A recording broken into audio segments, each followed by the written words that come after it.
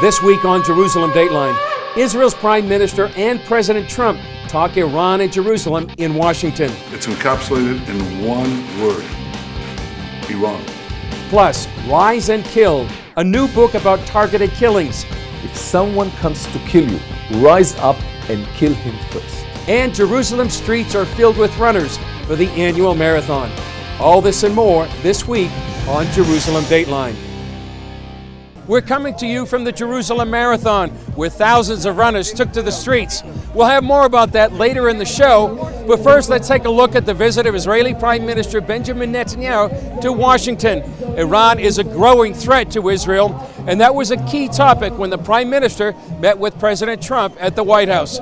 Ben Kennedy brings us that story from Washington.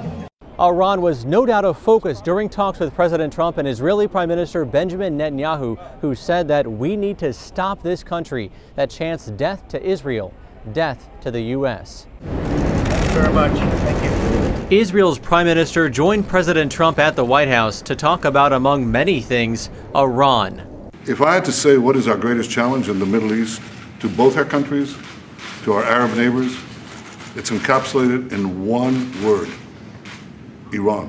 Prime Minister Benjamin Netanyahu accused Iran of aggression along Israel's border and not giving up its nuclear ambitions despite the Iran nuclear deal, an agreement set up by President Obama and other countries and considered a bad deal by many American lawmakers.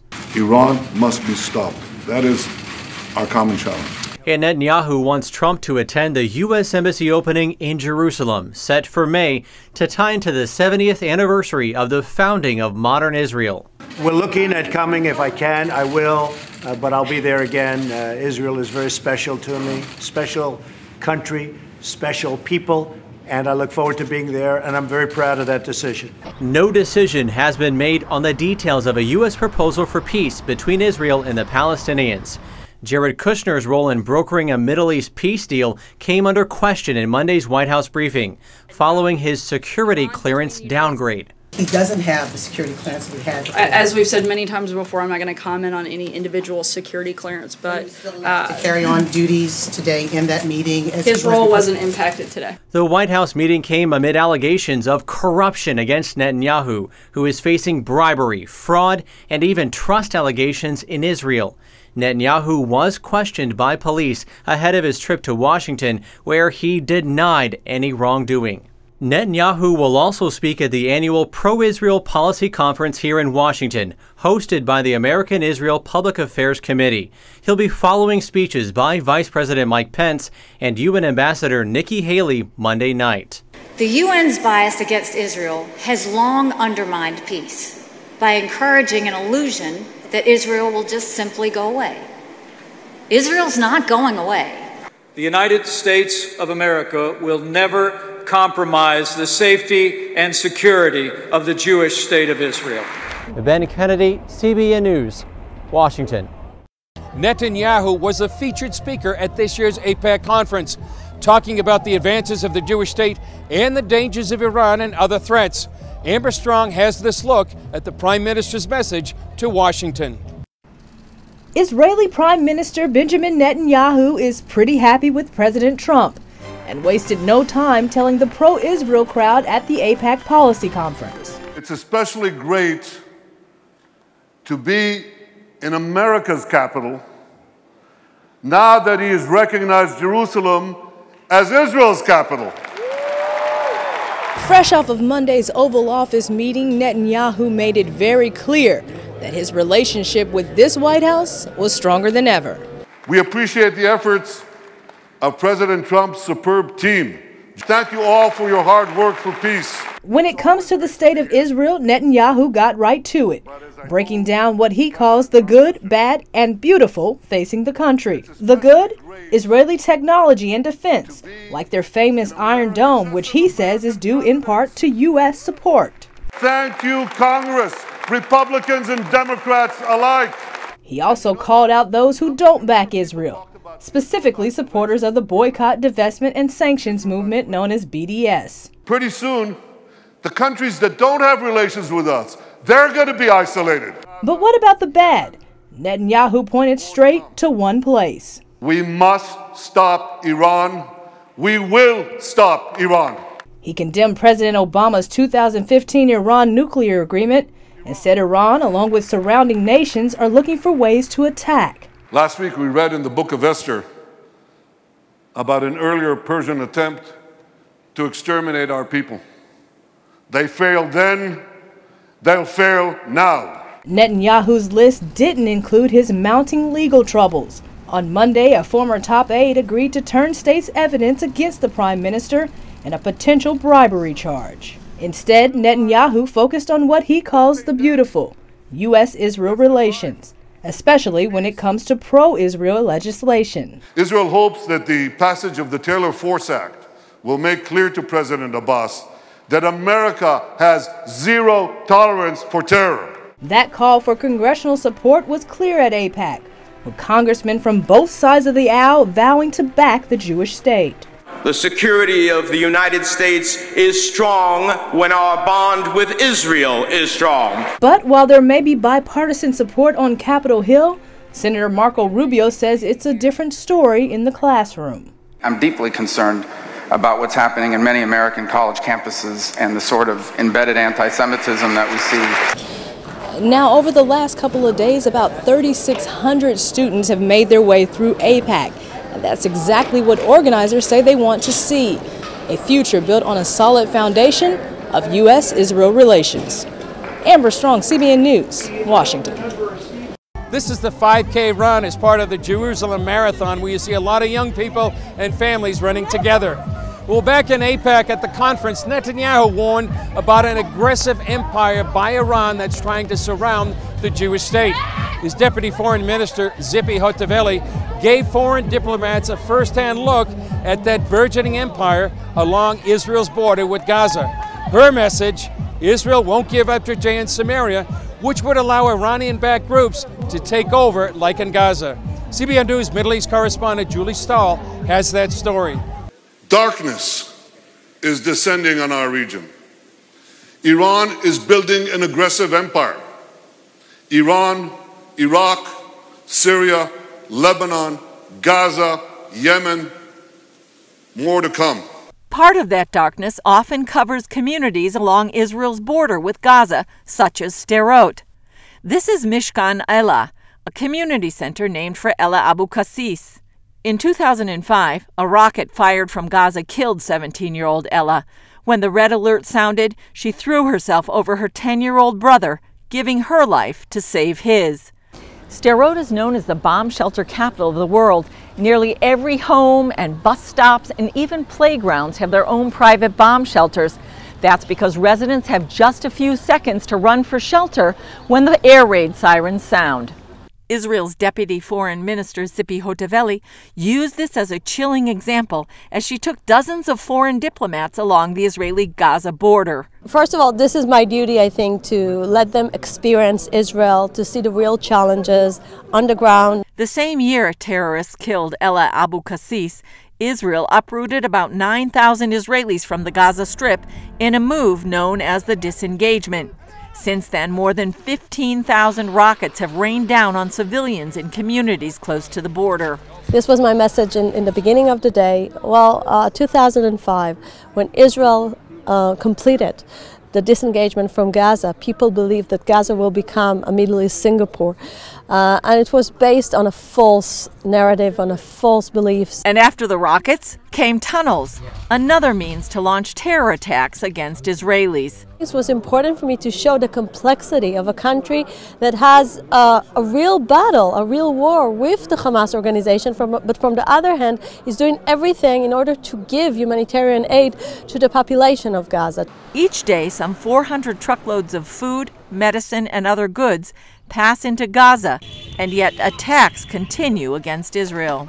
Unfortunately, as long as Iran is sponsoring Hamas, we're having a very aggressive actions of Hamas against Israeli population. The Trump administration has shown aggressive support for Israel, and the world is waiting for its Middle East peace plan. For decades, previous plans have included a demand for Israel to withdraw from most of the West Bank. But Hotovely maintains pulling out from Judea and Samaria would only create another vacuum fostering terrorism. It's about time that the international community will realize that when they are offering the same thing in Judea and Samaria, they're basically offering second Gaza in Judea and Samaria. No Israeli is willing to have another horrible place like Gaza in our eastern border. And as long as Iran is backing terror groups on Israel's borders, that peace is unlikely to happen. Julie Stahl, CBN News, Sderot, Israel. Coming up, Rise and Kill, a new book about the history behind Israel's use of targeted killings. One of the iconic places where the marathon passes by is here at the Jaffa Gate, the entrance to Jerusalem's Old City. Well, ever since its founding, Israel has faced extermination from its enemies. And one of the ways it's fought back is the controversial use of assassinations. And now we're learning for the first time why this deadly technique has played such a role in Israel's history. The book is called Rise and Kill First, The Secret History of Israel's Targeted Assassinations. Award-winning journalist Ronen Bergman told CBN News the title comes from an ancient Jewish writing he heard quoted by members of Israel's intelligence services. They used the phrase from the Babylonian Talmud, which says, if someone comes to kill you, rise up and kill him first.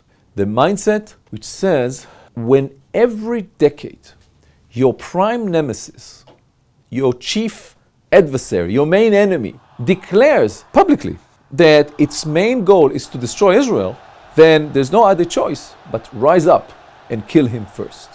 Since its founding, that's been the public goal of Israel's enemies, from Saddam Hussein to Yasser Arafat to Iran's Mahmoud Ahmadinejad. All of these, when they are your enemies, you will do whatever you can to defend your country and your people. Bergman says after the Holocaust, Jews followed three lessons that permeate Israel's intelligence services.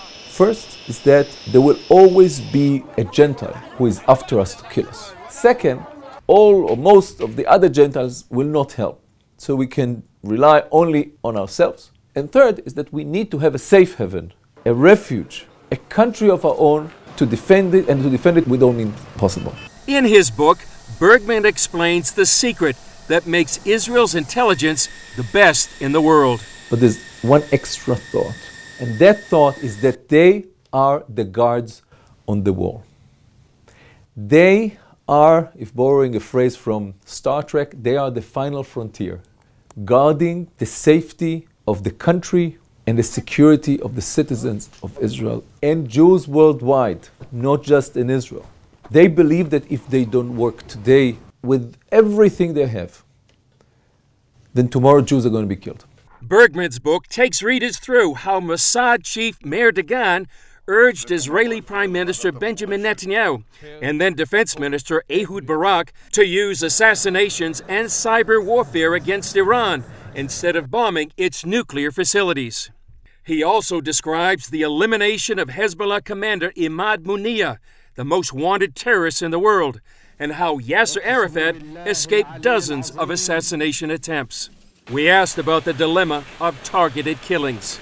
There are two questions that are relevant. Is it effective, and is it legally and morally justified? After 9/11, the rules changed, and the U.S. began targeted killings with help from Israel's intelligence expertise. Now many Western nations also follow the Israeli model. Bergman told us, however, the real thing is far from life on the big screen. In real life, in the real world of Israeli intelligence, what one James Bond does is divided into dozens, sometimes hundreds of people, each one with a special expertise and a special task. Targeted killings remain an intense debate, and only Israel's prime minister can approve them. Yet with all its success, Bergman quotes one ex-Mossad chief who summed up their dilemma.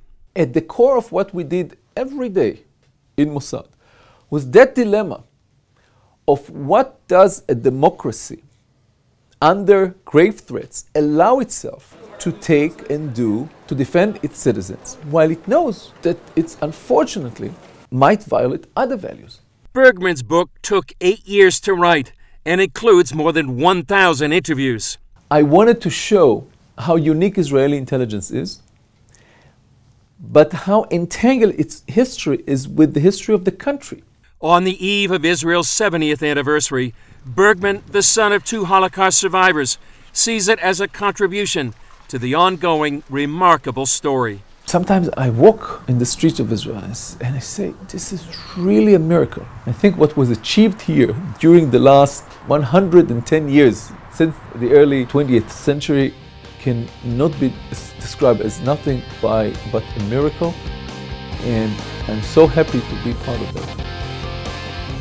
Up next, a look at Gaza's lifeline from Israel.